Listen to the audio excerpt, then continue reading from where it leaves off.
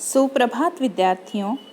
आज हम विषय हिंदी में कक्षा 10 की दूसरी इकाई का पाठ 2 कलाकार इसका भाग 2 पढ़ेंगे, जो कि राजेंद्र यादव इनके द्वारा लिखित है। एक बार सेठ की पत्नी बहुत बीमार हो गई। दुनिया भर के इलाज कराए गए, वैद्य डॉक्टर बुलाए, लेकिन सेठानी की तबीयत ठीक ही नहीं हुई। उसे लगता था कि वह अब नहीं बचेगी। मित्रों और शुभ चिंतकों ने सलाह दी कि एक बार उस साधु को दिखा देने में क्या हानि है। हार कर सेठ तैयार हो गया। साधु ने जब दूर से सेठ को आते देखा तो बहुत प्रसन्न हो गया। नगर का सबसे बड़ा करोड़पति उसके यहाँ आ रहा था। आगे आगे सेठ और फिर डोली में बीमार सेठानी। उसने जाकर साधु के चरण पकड़ लिए। महाराज, जैसे भी हो सेठानी को जीवन दान दीजिए। यह मेरे घर की लक्ष्मी है।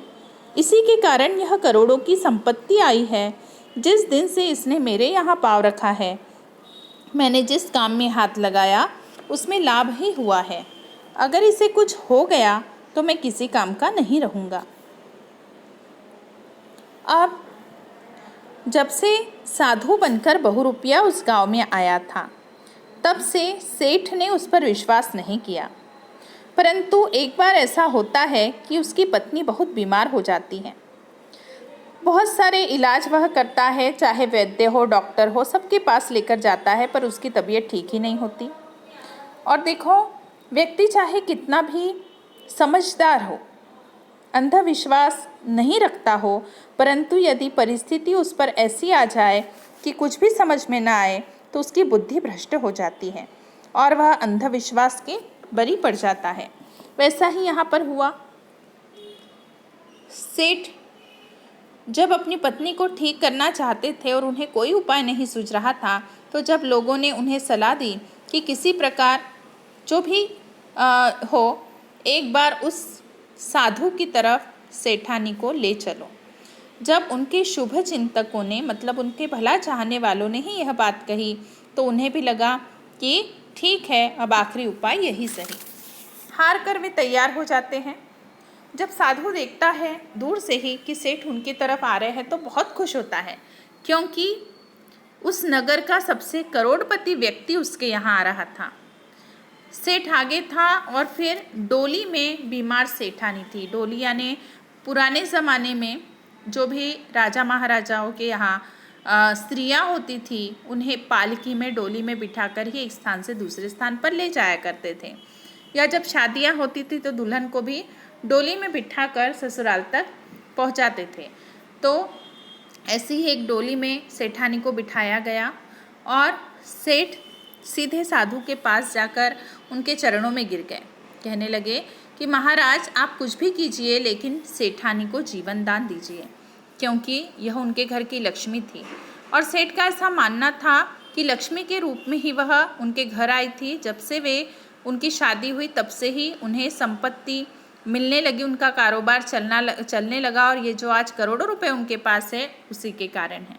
और अगर वह नहीं रही तो मैं भी किसी काम का नहीं रहूँगा, क्योंकि वे उनकी पत्नी थी। साधु ने गंभीर चेहरा बनाकर डोली का पर्दा उठाया। सेठानी बीमारी में बेहोश पड़ी थी। भगवान ने चाहा तो सेठानी 7 दिन में ठीक हो जाएगी। उसने धुनी की चुटकी भर राख उसके ऊपर डाल दी, फिर रोज आने को कहकर अपनी आंखें मूंदकर समाधि में लग गया। अब जैसे साधु होते हैं, बिल्कुल वैसा ही व्यवहार यहाँ पर बहुरूपिये ने किया। बहुत गंभीर चेहरा बनाया, जैसे कि बहुत ही गंभीर बात है। डोरी का पर्दा उठाकर सेठानी को देखा तो वह बीमार थी और बेहोश पड़ी थी। अब कुछ भी नहीं की, केवल एक चुटकी भर जो धूनी की राख होती है, जो लकड़ियाँ जलाई जाती है या अगरबत्तियाँ जलाई जाती है, उसकी जो राख होती है, वह राख थोड़ी सी ली और उसके ऊपर डाल दी और कहा कि तुम रोज़ आओ, अगर भगवान ने चाहा तो सेठानी ठीक हो जाएगी। और फिर से अपनी आंखें बंद कर दी और समाधि ले ली, जैसे कि ध्यान लगा रहे हो। सेठानी रोज़ आने लगी। संयोग की बात, धीरे धीरे उसकी तबीयत भी सुधरने लगी। 7-8 दिनों में उसकी बीमारी समाप्त होने लगी। सेठ को साधु पर घनघोर विश्वास हो गया और वह रोज़ उसके पास आने लगा। सेठानी ठीक हो गई, लेकिन सेठ रोज़ आता रहा। अब देखो, यदि हमारे साथ भी ऐसी घटना हो तो हमारा भी विश्वास अपने आप किसी पर बैठ जाएगा। ऐसा ही यहाँ पर सेठ के साथ हुआ।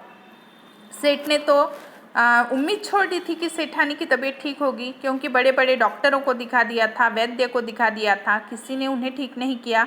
परंतु केवल चुटकी भर राख से यहाँ साधु ने उन्हें ठीक कर लिया। ये एक संयोग की बात थी कि साधु के पास लाया और उसी समय उनकी तबीयत सुधर गई। इसमें कोई चमत्कार नहीं था, ना ही साधु का हाथ, वह अपने आप धीरे धीरे ठीक होने लगी। देखो, मन में अगर हमारा गहरा विश्वास होता है ना, तो घटनाएं वैसे ही घटित होती हैं। अगर हमें लगता है कि नहीं, मुझे यह विषय आसान लगता है, मैं इसमें अच्छी पढ़ाई करके बहुत अच्छे नंबर ले सकता हूँ, बहुत पढ़ाई भी करोगे, अपने आप उस लक्ष्य को प्राप्त करोगे और तुम्हें सफलता मिलेगी। जहाँ सोच लिया कि नहीं, ये मुझसे हो ही नहीं सकता, वो तुमसे सच में नहीं होगा।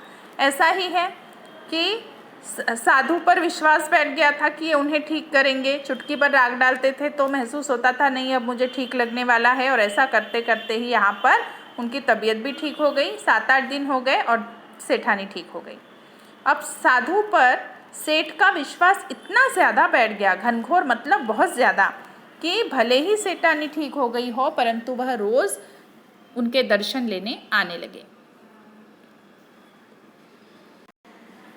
अब जब सेठ साधु से मिलने आते तो जिस प्रकार साधु लोग उपदेश देते हैं, वैसे ही उपदेश वे देने लगे। साधु उसे रोज उपदेश दिया करता, यह संसार माया है, धन का लोभ आदमी को आदमी नहीं रहने देता, जितना धन बढ़ता जाता है लोभ भी उतना ही बढ़ता जाता है।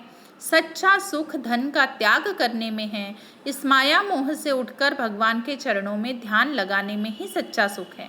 सोना तो मिट्टी है, और मिट्टी का मोह पालकर आज तक किसी ने शांति नहीं पाई। धीरे धीरे साधु के उपदेशों का प्रभाव सेठ पर पड़ने लगा। अब साधु, जो कि रोज सेठ को उपदेश दिया करता था, जैसा कि साधु देते हैं। साधुओं का कहना यह होता है कि इस संसार में माया मोह मत रखो, धन का लालच मत करो। धन तो बढ़ेगा, लेकिन तुम्हारा लोभ भी बढ़ेगा। और अगर तुम सच्चा सुख प्राप्त करना चाहते हो तो आत्मिक सुख प्राप्त करो, भगवान के चरणों में ध्यान लगाओ, उसी से तुम्हें सुख मिलेगा। सोने के पीछे मत भागो, वो तो मिट्टी समान है। मिट्टी जैसे पाकर कोई फ़ायदा नहीं, वैसे सोने का मोह पालकर भी कोई फ़ायदा नहीं, उससे शांति नहीं मिलेगी। और इन सारी बातों का प्रभाव सेठ पर होने लगा, और प्रभाव इसलिए हुआ क्योंकि साधु पर सेठ का बहुत ज़्यादा विश्वास था। हम भी अगर अपने जीवन में किसी को अपना आदर्श मान ले, किसी पर बहुत विश्वास करें, तो उसकी हर बात हमें सच्ची लगती है और उसका प्रभाव हम पर अवश्य पड़ता है। ऐसा ही यहाँ पर सेठ के साथ हुआ। एक दिन साधु ने देखा कि घोड़ों, ऊंटों और बैलगाड़ियों का झुंड उसकी कुटी की तरफ चला आ रहा है। मन में संदेह हुआ कि लोगों को उसकी असलियत का पता तो नहीं चल गया और ये सरकार के आदमी उसे पकड़ने चले आ रहे हैं।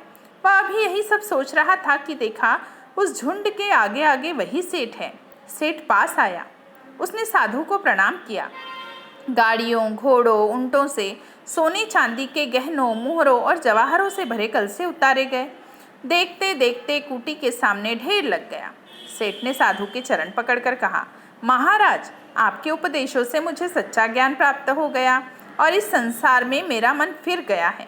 झूठ कपट से मैंने जो धन कमाया है वह सब मैं आपके चरणों में रख रहा हूँ। इसका जो भी आप चाहे करें, गरीबों में बांट दे या मंदिर बनवा दे, मुझे अपना शिष्य बना ले।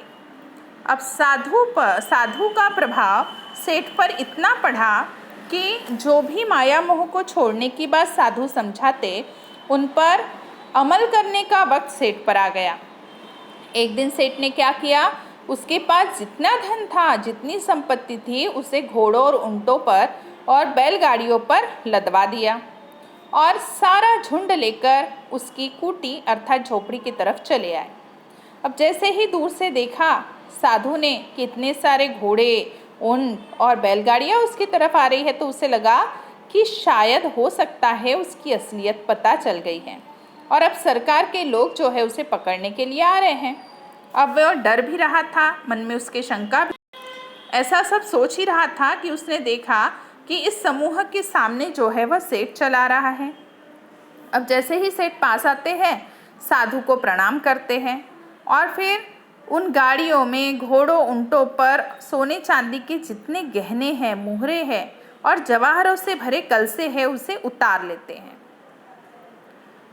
मुहरे मतलब विशिष्ट धातुओं के सिक्के, जवाहर मतलब रत्न और कलसे मतलब घड़े।